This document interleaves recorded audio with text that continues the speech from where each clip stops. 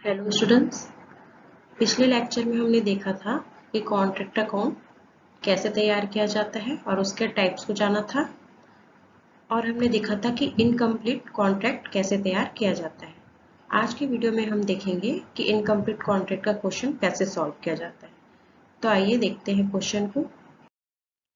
A building contractor took a contract for the construction of a certain building on 1st January 2010. The contract price was agreed at 4 lakh rupees. The contractor had made the following expenditure during the year. एक building construct करने के लिए एक contractor को contract दिया गया 1 जनवरी 2010 को, और उस कॉन्ट्रैक्ट का प्राइस कितना था 4 लाख रुपीस। कॉन्ट्रैक्टर ने साल भर में जो जो खर्चे किए, जो जो एक्सपेंसेस किए उस कॉन्ट्रैक्ट पर, वो सब हमें दिया है। फर्स्ट पॉइंट है इसमें डायरेक्ट मटेरियल परचेस। जो हमने मटेरियल क्या किया, परचेस किया, वो कितना है 20,000 रुपीज। फिर सेकंड है मटेरियल इशूड फ्रॉम स्टोर। जो हमने मटेरियल क्या किया, स्टोर से इशू किया, कितना है वो 5,000 रुपीज। फिर है डायरेक्ट लेबर, वो है आपका 15,000 रुपीज। फिर है प्लांट 14,000 रुपीज। फिर आता है आप लोग का इनडायरेक्ट एक्सपेंसेस। इनडायरेक्ट एक्सपेंसेस कितना है 10,000 रुपीज। अब ये जो आपका 5 पॉइंट है, ये सब क्या है, सामने दिख रहा है जो, वो एक्सपेंसेस है। हमने लास्ट लेक्चर में देखा था कि जो भी एक्सपेंसेस होता है वो कहाँ शो होता है, डेबिट साइड में शो होता है। हम इन खर्चों को कहाँ दिखाते हैं, डेबिट तरफ दिखाते हैं। फिर 6 पॉइंट है वैल्यू ऑफ प्लांट ऑन 31 दिसंबर 2010। एक प्लांट ऊपर था जो हमने क्या किया, खर्चा किया 40,000 रुपीज का। अभी जो सेकंड प्लांट है वो कब का है, 31 दिसंबर 2010। मतलब ये कौन सा प्लांट हुआ, क्लोजिंग वाला, जो बचा हुआ प्लांट है वो कितना है 30,000। तो ये कहाँ आ जाएगा, क्रेडिट साइड। फिर आता है stock of material at site on 31/12/2010। ये भी आपके ईयर के एंड में जो स्टॉक बचा है उसकी बात कर रहा है, उस मटेरियल की बात कर रहा है जो आपका साइट में लास्ट में बचा हुआ है। क्योंकि जो डायरेक्ट मटेरियल था, जो हमने स्टार्टिंग में परचेस किया था, वो हमारा क्या था, खर्चा था, वो हमने डेबिट में ऑलरेडी शो कर दिया है। अब जो 31 दिसंबर वाला जो है वो क्या है, आपका क्लोजिंग स्टॉक है। तो क्लोजिंग स्टॉक कहाँ जाएगा, क्रेडिट साइड शो होगा। फिर है material return to store. Material को क्या कर रहे हैं, रिटर्न कर रहे हैं स्टोर को। तो जितना भी रिटर्न होता है या फिर प्रॉफिट एंड लॉस होता है, वो कहाँ शो होता है, क्रेडिट साइड शो होता है। फिर इसमें एक पॉइंट आता है वर्क सर्टिफाई बाय आर्किटेक्ट।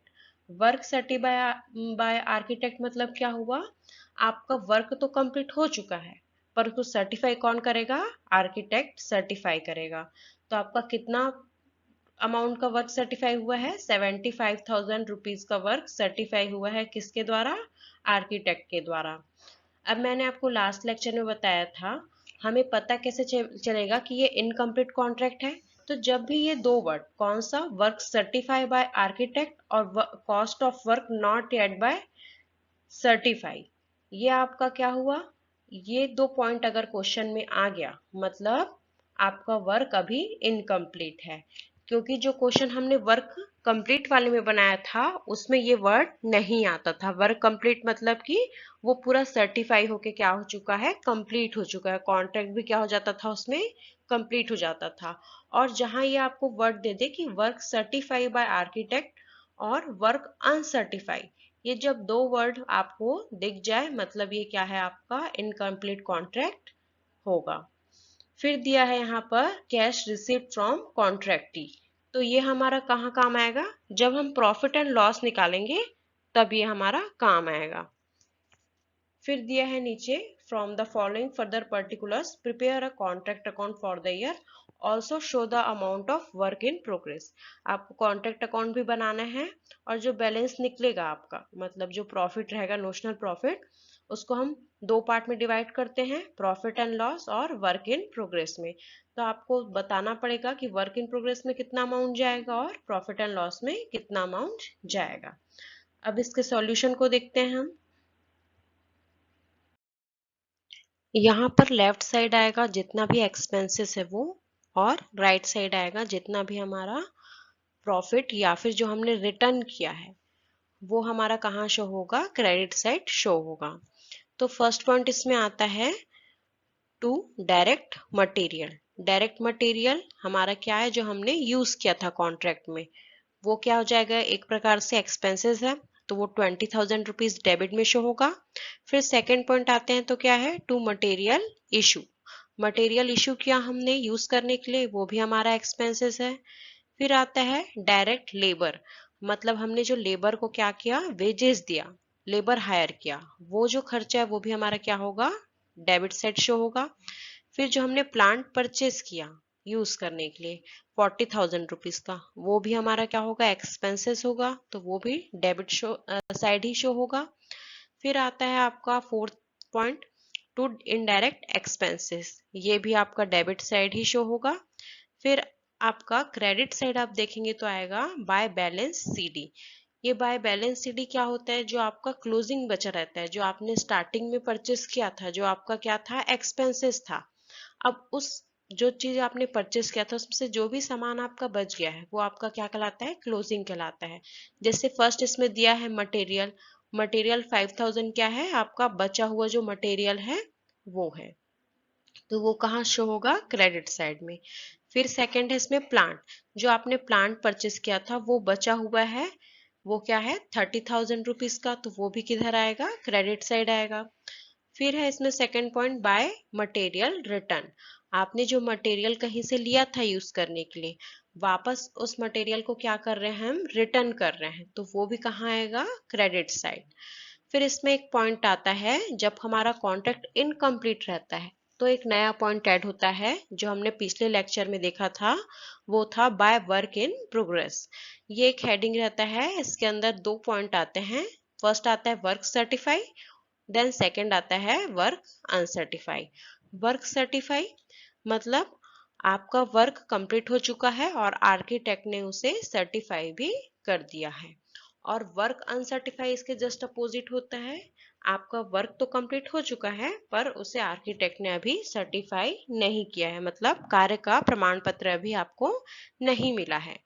तो ये जो पॉइंट आपके क्वेश्चन में आता है, वर्क सर्टिफाई और वर्क अनसर्टिफाई, मीन्स आपका कॉन्ट्रैक्ट क्या है, इनकम्प्लीट फॉर्म का कॉन्ट्रैक्ट है।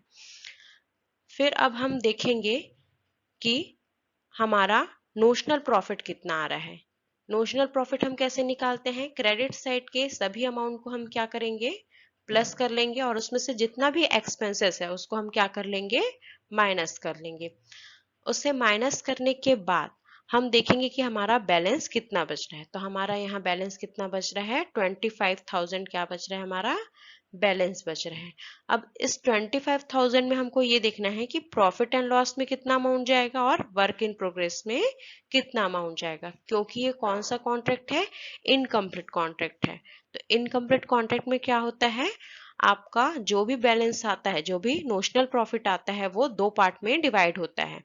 एक होता है प्रॉफिट एंड लॉस और दूसरा होता है वर्क इन प्रोग्रेस। अब आपको पता कैसे चलेगा कि प्रॉफिट एंड लॉस हमें कितना मिलेगा और कितना पैसा हम वर्क इन प्रोग्रेस में डालें, वो आपके वर्क पर डिपेंड करता है कि आपका कितना परसेंट वर्क क्या हुआ है, सर्टिफाई हो चुका है। तो सबसे पहले हमको ये जानना होगा कि हमारा कितना परसेंट वर्क सर्टिफाई हो चुका है।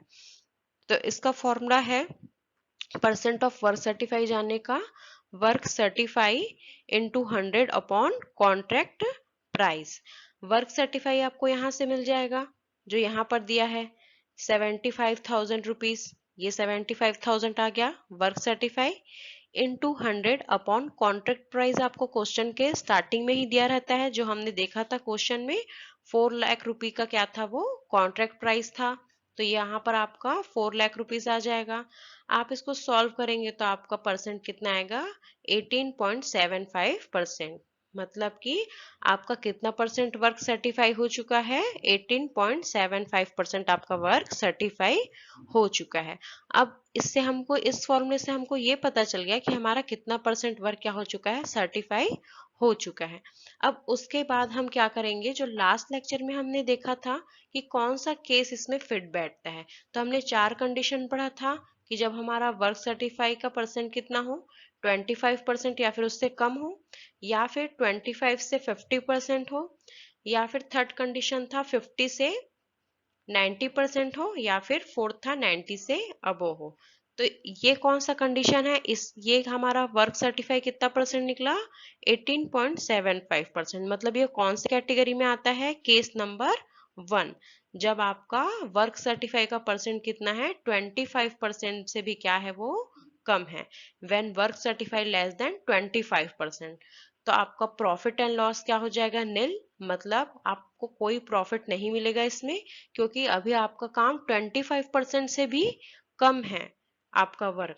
तो बाकी सब पैसा कहाँ चले जाएगा, जितना भी अमाउंट रहेगा वो कहाँ चले जाएगा, वर्क इन प्रोग्रेस में चला जाएगा, जितना भी बैलेंस अमाउंट होगा वो। तो यहाँ पर देखिए, हमने क्रेडिट साइड का प्लस किया था पूरा अमाउंट को, तो हमारा 1,15,000 आया था। उसके बाद हम डायरेक्ट मटेरियल और material issue, direct labour, plant और इनडायरेक्ट एक्सपेंसेस, ये सब का हम टोटल कर लेंगे। तो इसका टोटल करेंगे तो कितना होगा, 90,000 होगा। अब 19,000 में 1,15,000 माइनस करेंगे तो हमारा 25,000 क्या आ जाएगा, बैलेंस। मतलब कि ये नोशनल प्रॉफिट आ जाएगा। अब इस नोशनल प्रॉफिट को हमने कैसे बांटा, उसके लिए हमने वर्किंग नोट का कैलकुलेशन किया, परसेंट ऑफ वर्क सर्टिफाई का कैलकुलेशन किया, और देखा कि हमारा कितना परसेंट वर्क सर्टिफाई हुआ है। तो हमें पता चला 18.75% हमारा वर्क सर्टिफाई हो चुका है। मतलब कि इसमें फर्स्ट नंबर का केस लगा कि हमारा 25% से भी कम है, मतलब हमको कोई प्रॉफिट नहीं मिलेगा। जितना भी पैसा है, मतलब 25,000 का जो अमाउंट है वो पूरा कहाँ चले जाएगा, वर्क इन प्रोग्रेस अकाउंट में चला जाएगा। मतलब वो पूरा पैसे का हम यूज कहाँ करेंगे, काम को कंप्लीट करने में करेंगे। तो ये कौन सा फॉर्म है आपका, जब कॉन्ट्रैक्ट क्या रहता है, इनकम्प्लीट रहता है। आई होप आप लोग को ये समझ में आया होगा। अब नेक्स्ट क्लास में हम इसके केस नंबर 2 की बात करेंगे और जानेंगे कि जब हमारा वर्क सर्टिफाई कितना परसेंट रहता है, 25% से अबो रहता है, तो नोशनल प्रॉफिट का अमाउंट वर्क इन प्रोग्रेस में कितना जाता है और प्रॉफिट एंड लॉस में कितना जाता है। आई होप आप लोग को समझ में आया होगा। Thank you.